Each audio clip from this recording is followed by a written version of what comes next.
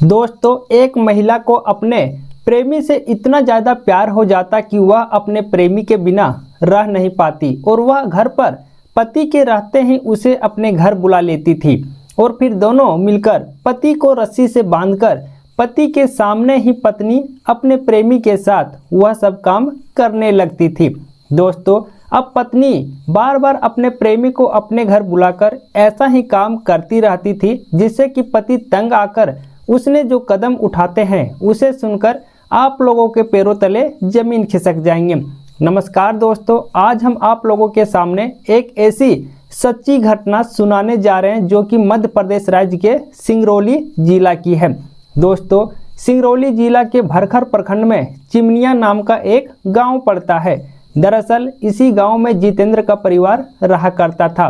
दोस्तों, इस सच्ची घटना में शख्स का नाम बदल दिया गया है क्योंकि किसी भी व्यक्ति का ओरिजिनल नाम लेकर हम उसका दिल दुखाना नहीं चाहते हैं।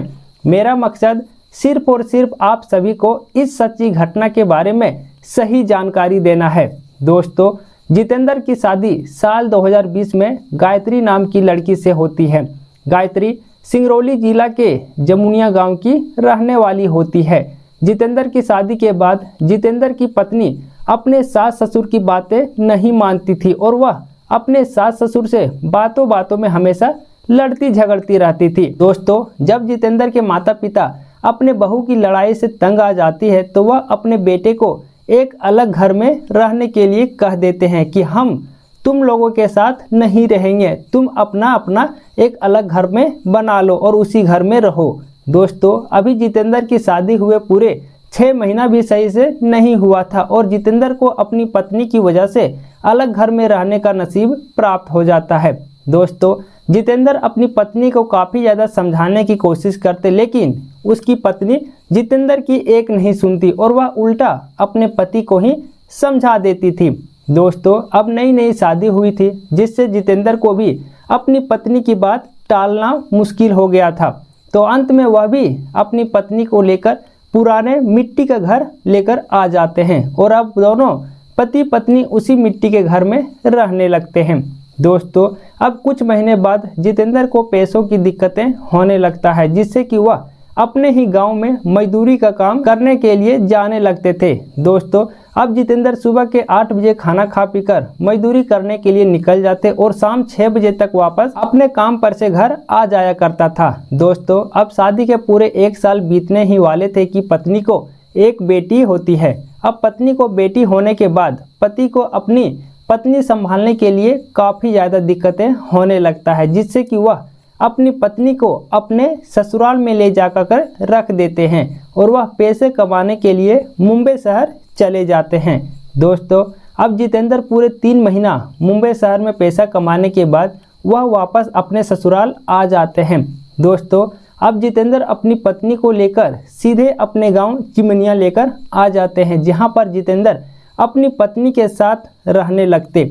दोस्तों, अभी जितेंद्र के पास अच्छा खासा पैसा रहता है जिस वजह से उन्हें किसी भी तरह का कोई चिंता नहीं रहता और वह अपने ही गांव में थोड़ा पूरा मजदूरी करके अपनी पत्नी के साथ खुश रहता था। अब इसी तरह पूरे 1 साल बीतने के बाद फिर से जितेंद्र की पत्नी गर्भवती हो जाती है और उनके कुछ महीने बाद उन्हें फिर से एक बेटी भी हो जाती है। दोस्तों, अब जितेंद्र की पत्नी को 2 बेटी हो जाने से जितेंद्र को थोड़ा पूरा टेंशन भी होने लगता और अब वह अपनी पत्नी से कहते कि हम फिर से मुंबई शहर कमाने के लिए जा रहे हैं क्योंकि गांव में मजदूरी करके उतना ज़्यादा पैसा नहीं कमा पाएंगे जितना से हम अपनी दोनों बेटी को अच्छे से पढ़ा लिखा कर उनकी शादी करा सके। दोस्तों, अब जितेंद्र अपनी पत्नी को घर पर ही रखकर वह फिर से मुंबई शहर पैसे कमाने चले जाते हैं। दोस्तों, अब पति के मुंबई शहर जाने के 2 महीने बाद जितेंद्र के गांव का ही एक व्यक्ति जिनका नाम सुखदेव रहता है वह ब्लॉक में काम किया करता था। अब वह जितेंद्र की पत्नी के पास आ जाता और उनसे बातें करने लगता है कि तुम दोनों पति पत्नी इस मिट्टी के घर में क्यों रहती हो, हम तुम्हारा आवास कॉलोनी पास करवा सकते हैं जिससे कि तुम्हें पूरे 2.5 लाख रुपये मिलेंगे और उसी पैसे से तुम एक अच्छा सा घर बना सकती हो। दोस्तों, अब जितेंद्र की पत्नी तो काफ़ी ज़्यादा खुश हो जाती है और वह सुखदेव से कहने लगते कि आप मेरा आवास कॉलोनी पास करवा दीजिए क्योंकि इस मिट्टी के घर में मुझे रहने में बहुत ज़्यादा दिक्कतें, बहुत ज़्यादा समस्या होती है। दोस्तों, अब पत्नी अपने पति को फ़ोन करके इसके बारे में बताने लगते, जिससे कि पति भी कहते कि चलो ठीक है, तुम पास करवा लो, जब पैसे अकाउंट में आ जाएंगे फिर हम यहाँ से घर जा कर के एक अच्छा सा घर बना लेंगे। दोस्तों, अब सुखदेव जितेंद्र की पत्नी के घर बराबर आना जाना करने लगते थे। कभी कभी जितेंद्र की पत्नी को सुखदेव अपनी गाड़ी में बिठाकर अपने ही प्रखंड में जाकर उनका जो भी थोड़ा पूरा कुछ काम रहता वह सब काम करवाकर वापस उनके घर लेकर छोड़ दिया करता था। दोस्तों, अब महीना में 6 से 7 बार सुखदेव जितेंद्र की पत्नी के पास कुछ न कुछ बहाना करके आते रहता था। कभी आधार कार्ड लेने के बहाने तो कभी बैंक पासबुक लेने के बहाने। दोस्तों, दरअसल सुखदेव का नज़र जितेंद्र की पत्नी के ऊपर कुछ गलत रहता है, लेकिन जितेंद्र की पत्नी समझ नहीं पाती और वह उनके कहने पर सब कुछ विश्वास कर लेती थी। दोस्तों, एक बार सुखदेव जितेंद्र की पत्नी के पास रात को फ़ोन करके बातें करने लगते हैं कि हम तुम्हारा आवास कॉलोनी का फॉर्म फिलअप करके अप्लाई भी कर दिए हैं, बस कुछ दिन और इंतज़ार करो, उसके बाद तुम्हारे अकाउंट में पैसे आ जाएंगे। दोस्तों, अब इसी बातों पर धीरे धीरे इन दोनों के बीच हंसी मजाक थोड़ा थोड़ा होने लगता है।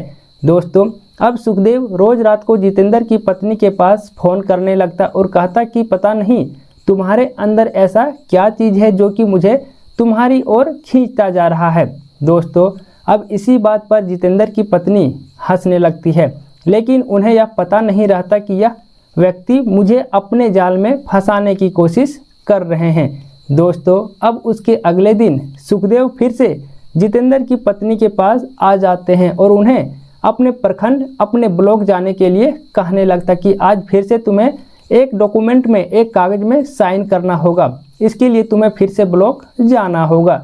दोस्तों, अब फिर से जितेंद्र की पत्नी को अपने गाड़ी में बिठाकर ब्लॉक ले जाते हैं। यहाँ पर उनसे एक कागज़ के छोटे से टुकड़े में साइन करवाकर चुपके से फाड़कर फेंक देते हैं। उसके बाद वापस आते समय रास्ते में एक फेमस पीटीसी होटल में जाकर जितेंद्र की पत्नी के साथ नाश्ता करने लगते हैं।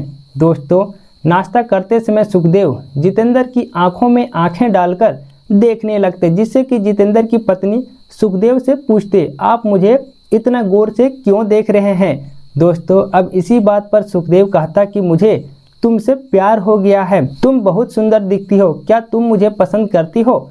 दोस्तों, अब उस समय तो जितेंद्र की पत्नी शर्मा जाती है और वह उन्हें कुछ ना बताती। दोस्तों, अब घर आने के बाद जितेंद्र की पत्नी काफ़ी ज़्यादा सोचने लगती कि आखिर मेरे अंदर ऐसा क्या चीज़ है जो कि वह मेरे पीछे पड़ चुका है।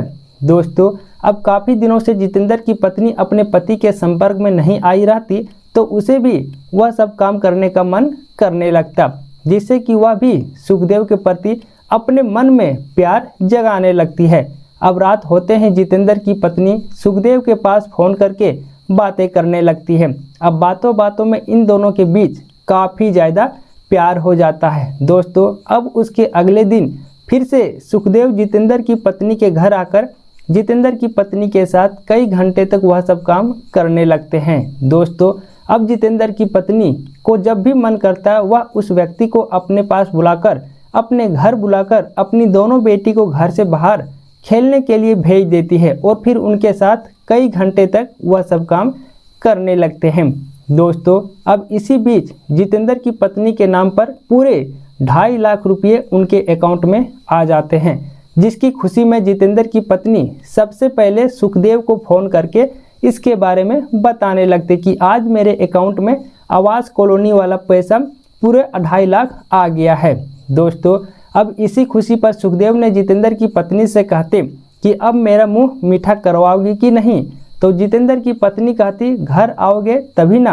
अब सुखदेव फिर से जितेंद्र की पत्नी के पास आकर वह सब काम करने लगते हैं।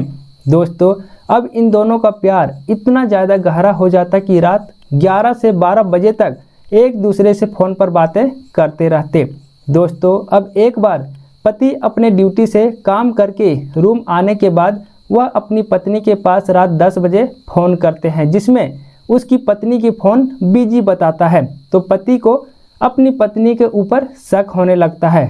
दोस्तों, अब जितेंद्र अपने घर के बगल के एक दोस्त को अपने घर के बारे में देख रेख करने के लिए कहने लगता कि तुम बताना कि मेरे घर कौन आता जाता रहता है। दोस्तों, अब जितेंद्र के बताने के 2 दिन बाद फिर से सुखदेव जितेंद्र की पत्नी के घर आ जाते हैं, तो इसकी जानकारी जितेंद्र के दोस्त जितेंद्र को दे देते हैं।